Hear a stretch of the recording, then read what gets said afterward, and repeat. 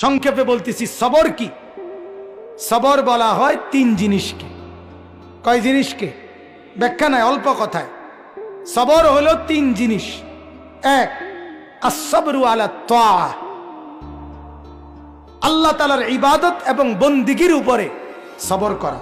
মানে পৃথিবীর যত কিছু হোক, দুনিয়া উল্টে যাক, আমি আল্লাহ তাআলার ইবাদত ছাড়ব না।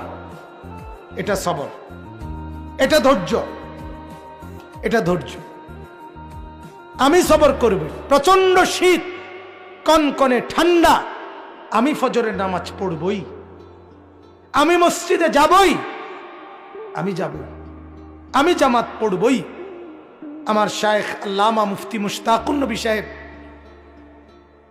বহু সময় আমারে বলছে, হযরত, যে মাওলানা, মাহফিলে রওনা দেওয়ার সময় নামাজের ওয়াক্ত হইলে জামাত সাথে সাথে পড়ে নিবেন। 2-4 মিনিট মাহফিলের টাইম দেরি হইল তেমন উল্লেখযোগ্য কোনো ক্ষতি হবে না, কিন্তু চেষ্টা করবেন জামাত যেন না ছোটে। আমি নিজে শুনছি হযরত বহুবার দোয়া করতেন, করে, আল্লাহ জিন্দেগীর শেষ নামাজটাও দাঁড়িয়ে মসজিদে জামাতের সাথে পড়ার তৌফিক দান করে।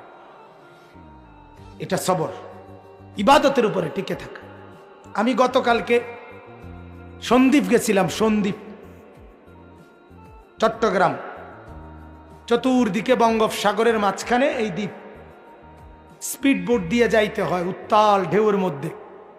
2 দিন ছিলাম আমি ওইখানে। আমি একজন গতকাল যেই মাদ্রাসার মাহফিলে গেছি, ওই মাদ্রাসার মোহতামিম সাহেব, না হইলেও 100 বছরের উপরে বয়স, বুড়া মানুষ। আজীব এক জিনিস দেখছি আমি, ওনারে দেখছি আমি 2 বারই। উনি নামাজে